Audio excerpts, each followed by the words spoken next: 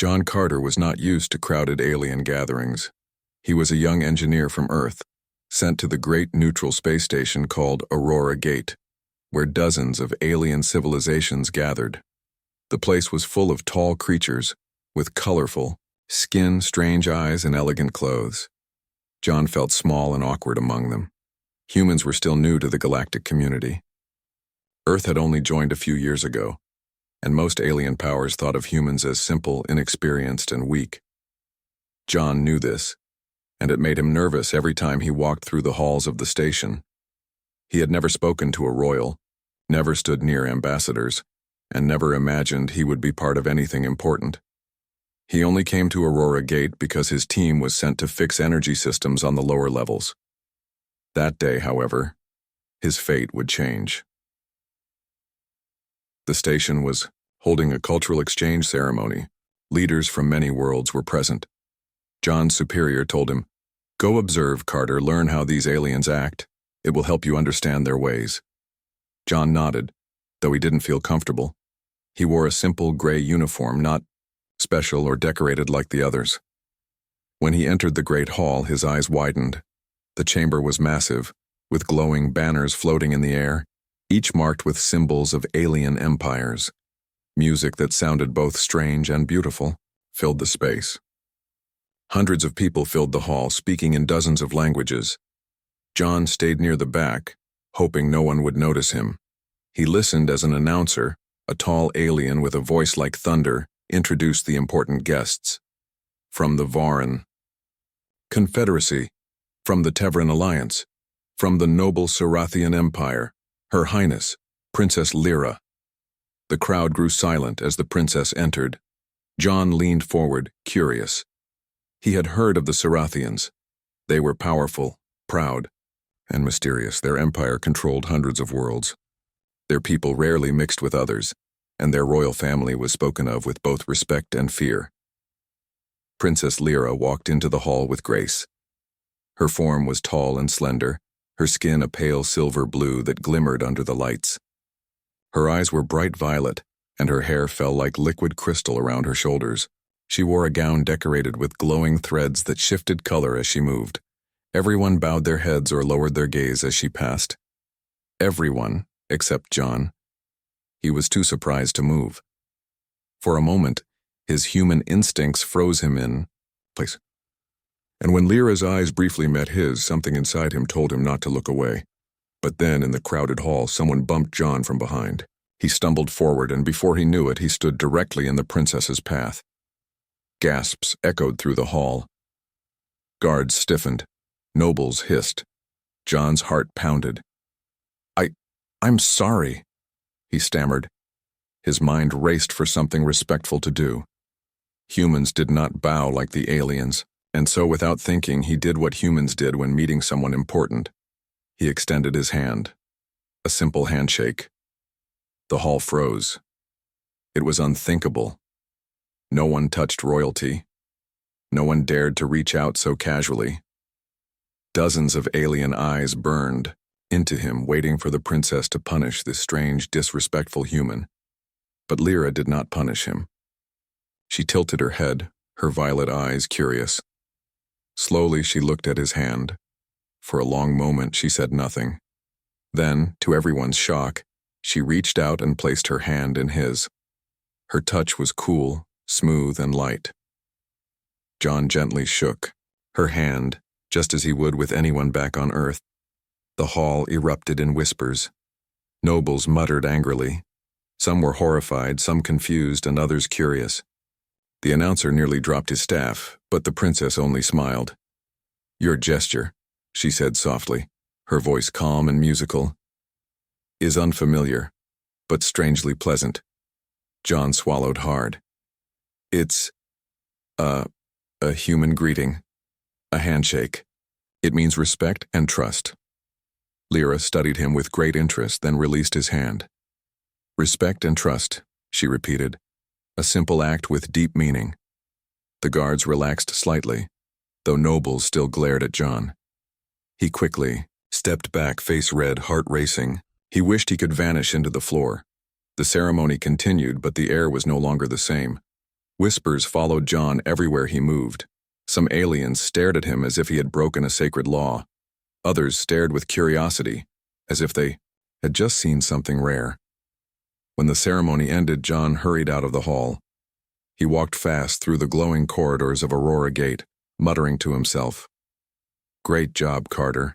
You just touched a royal princess. You'll probably be banned from the station. Maybe worse." He sighed and leaned against a wall. He could still feel the strange coolness of her hand in his own. It was a simple gesture, but it had shaken the whole hall. Back inside, alien nobles surrounded Princess Lyra. "Your Highness, this is an outrage," one of them hissed. "That human disrespected you. He touched you as if you were equal." Another added, "Humans are reckless. They do not know our customs. He should be punished, not entertained." But Lyra's eyes were calm. She raised her hand, silencing them. "I do not see disrespect," she said. "I see honesty." He offered his hand openly without fear. In his world, this means peace. Do you not see the value in that? The nobles exchanged uneasy looks but dared not argue further. That night, John lay awake in his small cabin. His mind replayed the moment over and over. He had no idea why she had accepted his handshake. He had no idea what would happen next. All he knew was that something had shifted. He felt as if invisible doors had opened around him, leading to paths he could not yet see. Far above, in her royal chambers, Princess Lyra also thought of the human. She repeated the word he had used, handshake. The meaning lingered in her mind. Respect and trust. She had met countless ambassadors, warriors, and leaders, but none had ever offered something so simple, so unguarded. For the first time in many years, she felt curious about another being, not as a ruler, not as a symbol of her empire, but as a person. And so both human and alien lay awake on the same station, unaware that their lives had just become linked by a gesture so small, yet so powerful. The galaxy would soon whisper of it. Some would call it a scandal, others a danger. But in truth, it was the beginning of a story that would forever change John Carter's fate, all because of a simple handshake. The day after the ceremony, John Carter tried to keep his head low. He walked the shining corridors of Aurora Gate with a nervous step. Every time he passed a group of aliens, he could feel their eyes on him. Whispers followed him. "That's the human who touched her hand." Unbelievable. Royal blood should not be touched by anyone. Strange creatures, these humans. Strange, but bold. John wished he could hide inside the engine rooms and never come out again. He had only wanted to show respect, not create a scandal across the galaxy. His commander, Captain Reyes, gave him a sharp look during breakfast. "What in the world did you do yesterday, Carter? The entire station is talking about you." John rubbed his forehead. "It was an accident, sir. I bumped into her and I panicked. I offered a handshake like we do on Earth. I didn't mean—" "You shook hands with a princess," Reyes groaned, dropping his fork. "Do you understand what that means? If this turns political, Earth might have to answer for it. You've put us in a delicate spot." "I know," John muttered, staring at his plate. "Believe me, I didn't plan this." Reyes sighed. "Stay out of trouble. Keep your head down. Maybe it will pass." But trouble was not finished with John Carter. Later that afternoon, as John worked on power circuits in one of the lower decks, two tall Sarathian guards appeared at the door. Their armor gleamed silver, and their glowing eyes focused directly on him. "John Carter of Earth?" one asked in a firm voice. John froze, his tools still in his hands. Yes?" "You are summoned by Her Highness Princess Lyra." The words nearly made him drop the wrench. "Summoned? Me? Are you sure? You have the right—" "The princess does not make mistakes," the guard interrupted. "Come with us." John's heart raced. He set his tools aside and followed the guards through winding halls. People stopped and stared as they passed. Some whispered angrily, others curiously. By the time they reached the higher levels of the station, John's palms were sweating. Finally, the doors to a royal chamber opened.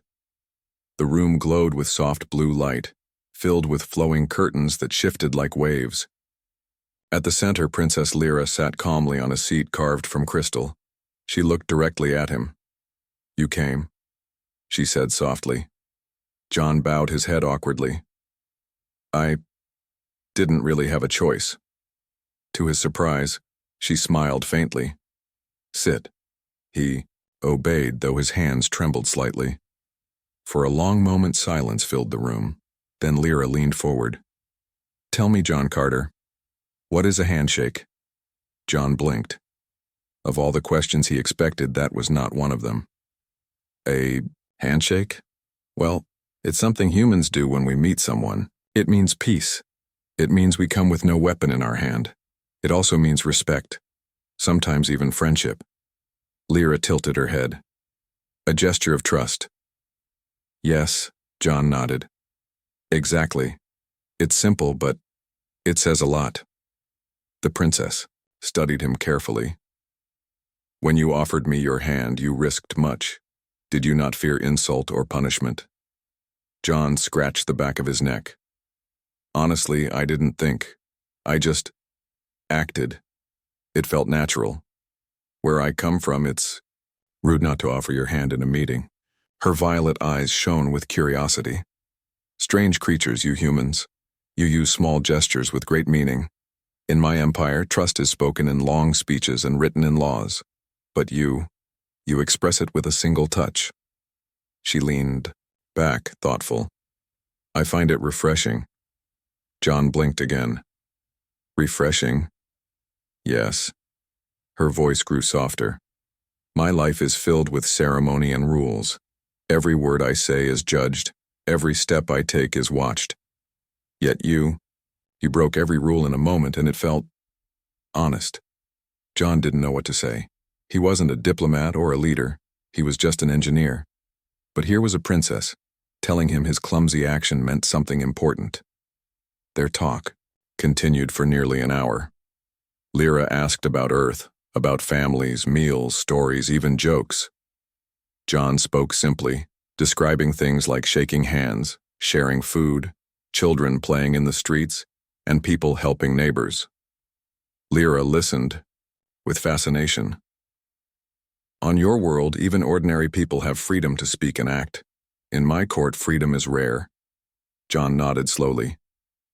"Maybe that's why we value small things, because they're ours to give. A smile, a handshake, a story, it belongs to anyone." The princess's eyes softened. "I envy that." At that moment, the doors opened again. A group of Sarathian advisors entered, their faces stern. One bowed deeply. "Your Highness, this human's presence is dangerous. The nobles whisper that you are compromised. They say his influence weakens the dignity of our empire." Another added sharply, "We must remove him before this scandal grows." John stood quickly. "I don't want to cause trouble, Princess. I can leave." But Lyra raised her hand, silencing her advisors. Her voice was firm now, not soft. "No, he will not be dismissed. I decide who I speak to, and I find value in his words." The advisors exchanged uneasy glances. One muttered, "Your Highness?" "Enough," Lyra said, her tone like steel. "I am not blind. I know the risks. But this human showed me a truth none of you dared show me. He gave me honesty. I will not cast that aside." The chamber fell silent. John felt both relief and new fear. He could tell that Lyra's defense of him would make enemies. The way the advisors looked at him made that clear. He wasn't just a worker anymore. He had become part of something larger, something dangerous. When the meeting ended, Lyra stood and walked him to the door herself.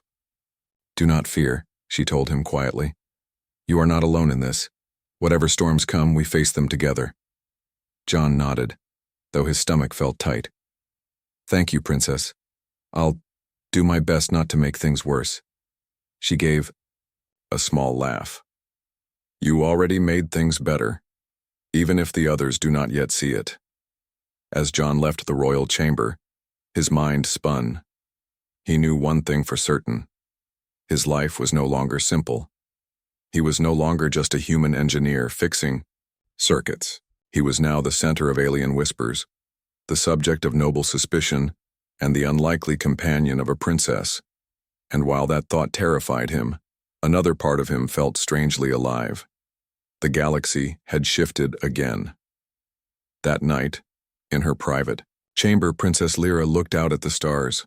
She touched her own hand, remembering the feel of John's. Respect and trust, she whispered to herself. Her advisors could call it scandal. The nobles could call it weakness. But she felt something else, something new, something powerful. She felt hope. The invitation came sooner than John Carter expected.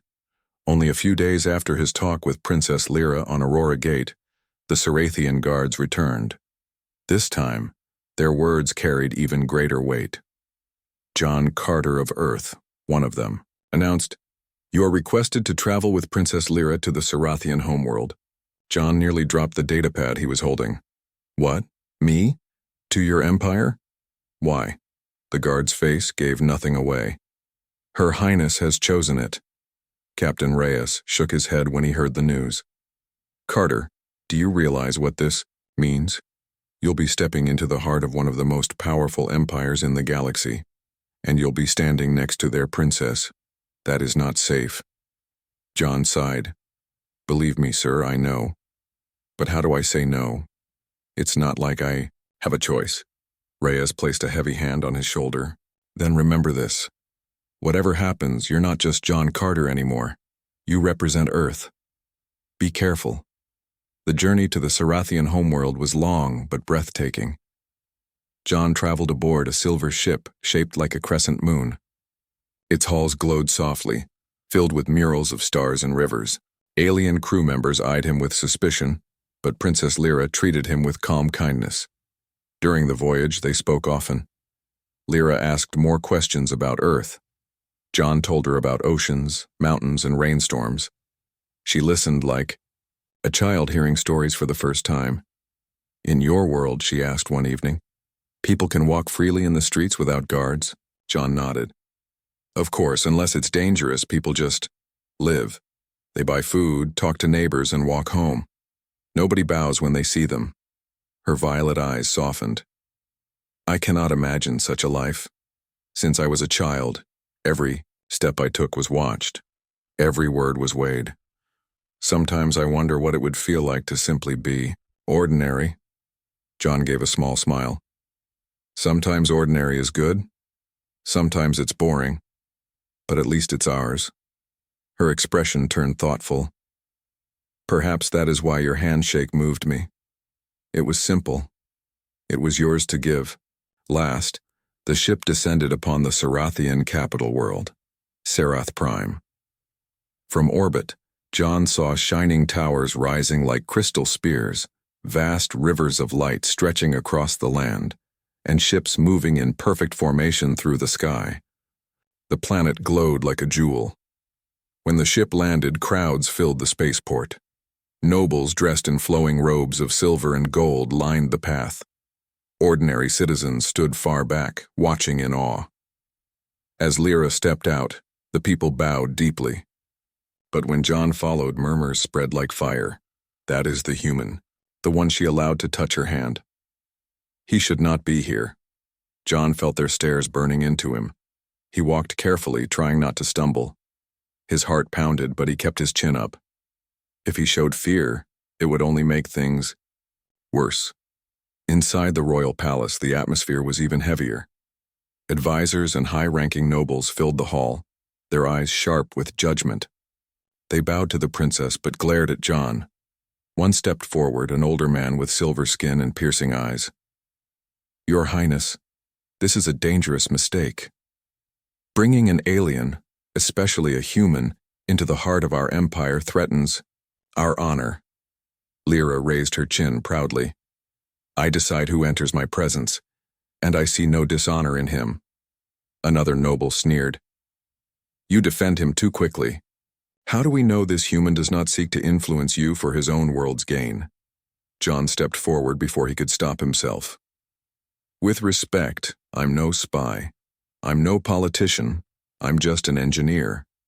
I didn't ask to be here, but I will not lie to you. I did offer the princess my hand. Where I come from, it's a gesture of peace. That's all it was. The nobles murmured among themselves, unimpressed. But Lyra's gaze remained steady. You see? Honesty. Simple and clear. Do not mistake sincerity for weakness. The days that followed were difficult. John was given quarters inside the palace, but he was never truly welcomed. Servants stared at him. Guards watched his every move. Nobles whispered in corners. Only Princess Lyra treated him with warmth. She invited him to walk in the royal gardens where glowing flowers bloomed under twin moons. She showed him ancient halls filled with star maps older than human history. One evening, she confided in him. Do you know why they fear you, John Carter? It is not because you are human, it is because you remind them of what they have lost. John frowned. What do you mean? My people once valued honesty and simple bonds, but centuries of power and politics have buried those things. Then you came, and with one gesture you showed me, and them, that trust can be given freely again. That frightens them.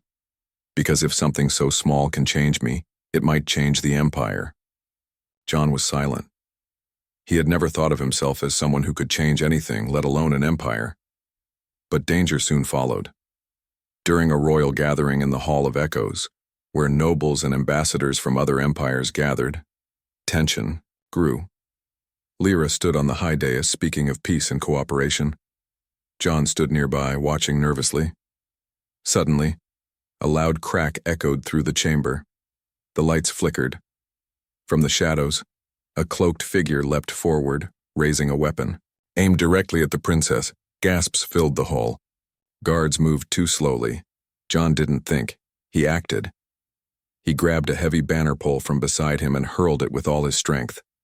The weapon flew from the attacker's hand before it could fire. Guards swarmed, tackling the would-be. Assassin. The hall erupted in chaos. Nobles shouted.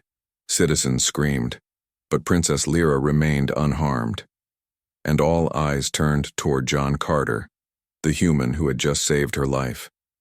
Later, when order returned, whispers filled the palace. Protected her. Without him, she would be gone. Perhaps humans are not as weak as we thought. Lyra stood before the gathered court, her voice firm. Let this be known. John Carter of Earth risked his life for mine. He is not an intruder. He is my ally, and I will hear no more doubts about his presence. The nobles bowed reluctantly, though their eyes still burned with suspicion. Some were convinced, but others only grew more hostile. John could feel it. His act had earned respect, but also deeper resentment. That night, in his quarters, John sat alone, his hands still shaking from the memory of the attack. He replayed the moment again and again. He hadn't thought. He hadn't planned. He had simply acted as any human might, and yet that one action had changed how an empire saw him. In her private chambers, Princess Lyra stood by the window, looking out at the glowing city. She pressed a hand to her chest, where her heart still raced from the near attack. He did not bow. He did not wait. He acted, she whispered to herself. Perhaps that is what makes humans different. The galaxy would remember the day a human saved a princess in the heart of Serath Prime. And for John Carter, the path ahead grew even more uncertain. He had not just shaken a hand, he had now saved a life, and the weight of that would follow him into the storms to come. The days following the attack on the Hall of Echoes were tense, yet strangely alive. The Serathian Empire buzzed with whispers of the human who had saved their princess. In every corridor, nobles debated whether John Carter was a threat or a miracle. Many still frowned upon his presence, but others quietly admired his courage. For John, the palace had become a strange world of its own. Every step he took was watched. Every word he said weighed against centuries of tradition. Yet for the first time in his life, he felt the pull of something greater than himself. Princess Lyra, noticing his unease, invited him to walk in the palace gardens under the twin moons. The glowing flowers cast soft light across the paths. Water streams reflected the moon's silver beams, and exotic birds sang melodies that John could barely recognize. "Do you sleep well?" Lyra asked, walking beside him. John shrugged.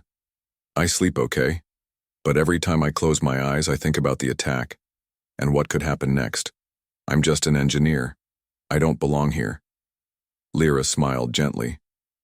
"Perhaps that is exactly why you are here. You do not belong. That is what makes you different.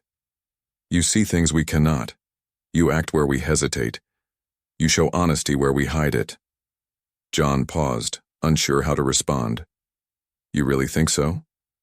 "Yes," she said simply. "Humans are unpredictable, but sometimes that is exactly what the galaxy needs." In the following days, John began to notice how Sarathian society worked and where it struggled. He observed how nobles spoke in long, careful sentences, always polite yet rarely sincere. He saw merchants and citizens smile politely but hide fear in their hearts.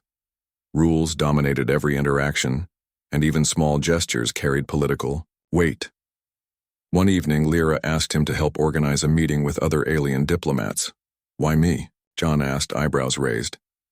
"Because your ways are simple," she explained. "We have relied on ceremony for so long that we forget that honesty can be stronger than words. I want you to show them the human way." The human way. John hesitated. He was not trained in diplomacy, but he understood one thing. Humans trusted actions more than words. He decided to show them, not just speak. The meeting was set in a large hall with windows that overlooked the capital. Representatives from dozens of alien worlds gathered. They wore flowing robes, metallic uniforms, or strange ceremonial garb. Whispers filled the hall as John entered with Princess Lyra. He looked around. "All right," he thought. "Just be honest, just show them what humans do." When the meeting began, Lyra introduced him. "This is John Carter, a human from Earth. He is not a diplomat. He is not a warrior. He is simply honest. He represents what humans value: respect, trust, and courage." The aliens murmured. Some laughed softly, some scoffed. One ambassador even muttered, "A human? Here?"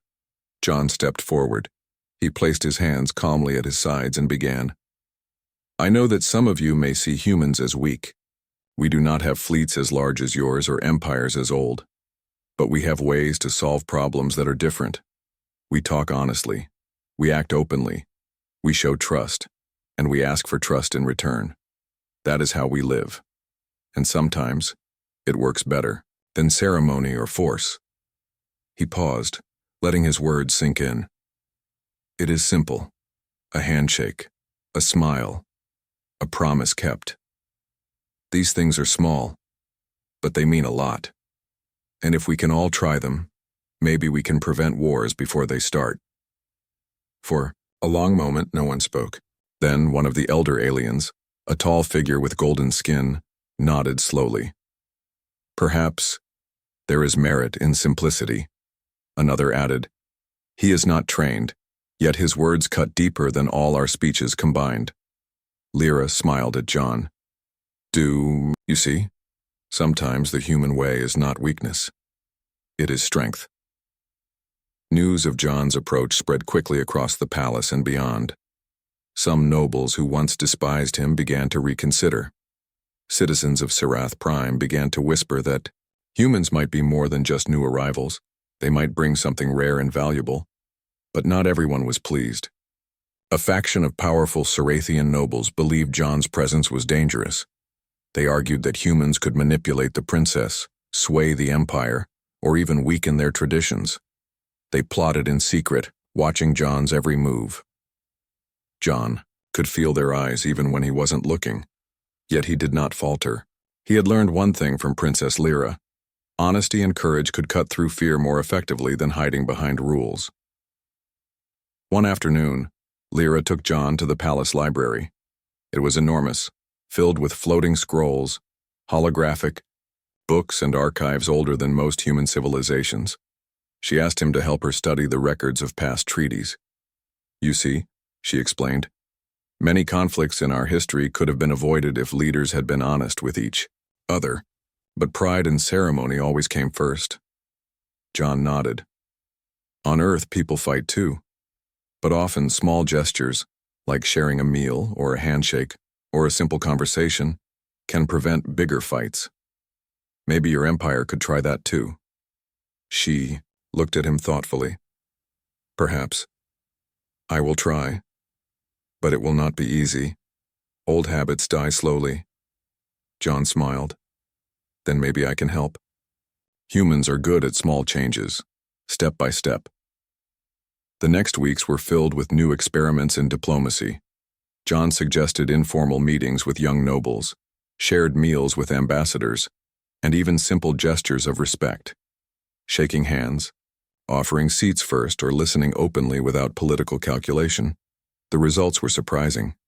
Some aliens laughed at first, some resisted, but slowly the ice began to melt. Conversations grew warmer. Agreements formed faster. People began to see the human way as something genuine, refreshing, and effective. Princess Lyra watched closely. She felt hope stir in her chest. Perhaps humans truly are special, she whispered to herself one evening. Not because of strength or power, but because they remind us of what we have lost. John never thought of himself as special, but he began to realize that sometimes small actions could change even the largest worlds. But danger was never far. A secret faction of nobles plotted against him. They feared that human influence was too strong, that Princess Lyra might favor humans over Sarathian tradition. They whispered of rebellion, threats, and political sabotage. John was warned one night by a loyal guard. Sir, they plan to discredit you. You must be careful. He nodded. I understand, but I will not hide. I cannot. Hiding will only prove them right, that humans are weak and afraid. I have to stay honest, no matter what. The guard nodded, impressed. Your courage is unusual. John smiled faintly. It's human. That's all I have. By the end of Part 4, John's presence had begun to reshape the Sarathian court. Aliens who once dismissed humans as naive now whispered about their unique strengths. The palace echoed, with the possibility that even a small human could influence an entire empire, not with weapons but with honesty, courage, and simple gestures. Princess Lyra, standing beside him under the glowing twin moons of Sarath Prime, reflected on how far they had come. One human, she said softly, has already shown us what we have forgotten. Who knows what else humans can teach the galaxy? John looked out at the city, glowing softly in the night. He did not feel proud. He only felt a strange mixture of fear and purpose. He was no longer a mere engineer from Earth. He was now a symbol of humanity, small, honest, and unexpected, and the galaxy was beginning to notice. The days on Sarath Prime passed quickly, yet the tension never left the palace. Whispers of John Carter, the human who had shaken the hand of Princess Lyra and saved her life, reached every corner of the empire. Some nobles still viewed him with suspicion. Others began to admire him quietly. John walked the palace halls carefully, aware that every glance could carry judgment or fear. Yet something had changed within him. He no longer felt like an outsider. He had begun to understand that small actions like a handshake, honesty, or courage could ripple across an entire civilization. Princess Lyra noticed his quiet determination. One evening, she asked him to join her in the palace gardens under the twin moons. The soft glow of flowers and rivers reflected in the sky created a sense of calm, even amid political tension. John, she began, the nobles still resist your presence. They speak of rebellion and influence. They do not trust humans or our friendship. What do you think we should do? John looked up at her, the moonlight reflecting in his eyes. We show them, not by arguing, but by acting.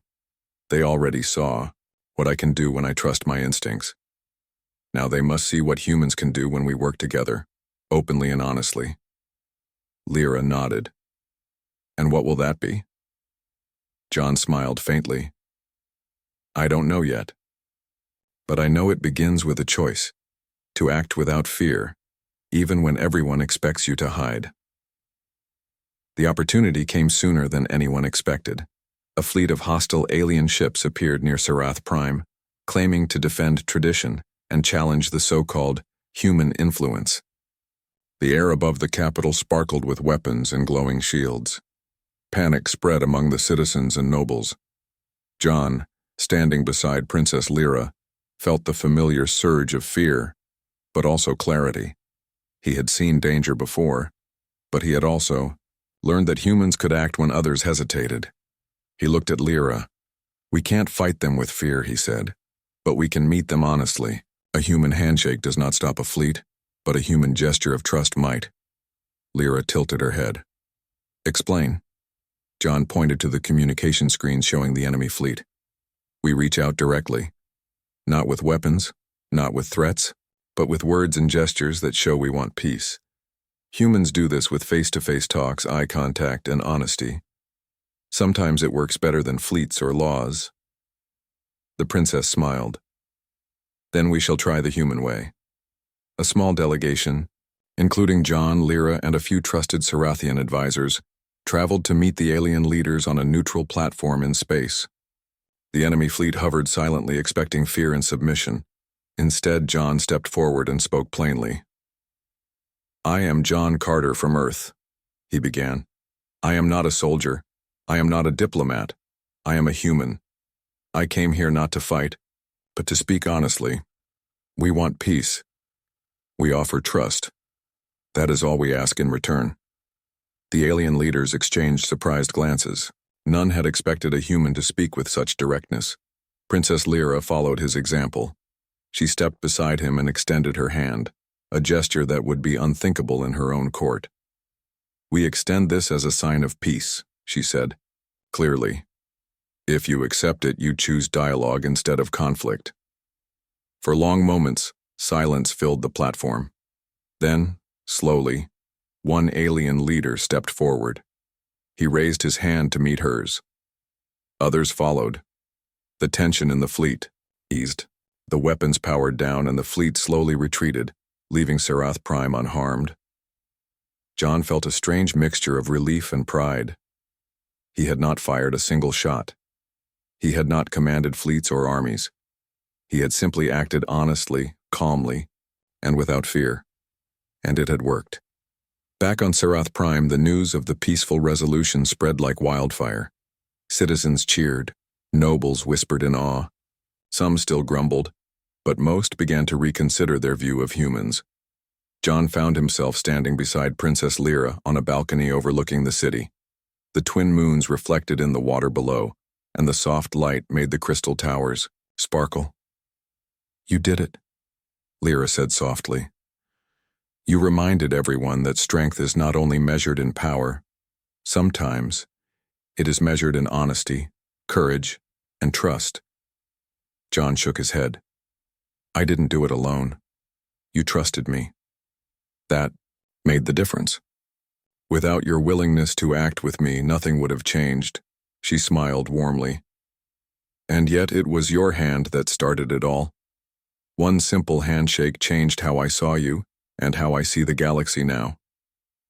John laughed quietly. Handshake? That small? Yes, she said. Small gestures can carry the greatest power. You taught me that, John Carter. You have changed more than a few opinions. You have changed an entire empire. The following weeks were filled with new beginnings. Sarathian nobles began experimenting with the human way. Meetings became less formal. Trust began to replace suspicion.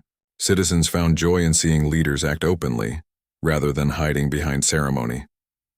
John also began teaching other humans on Aurora Gate simple techniques of diplomacy. Handshakes, open conversation, and honesty became symbols of Earth's uniqueness. Across the galaxy, the stories spread. Humans were unpredictable but trustworthy, simple but brave.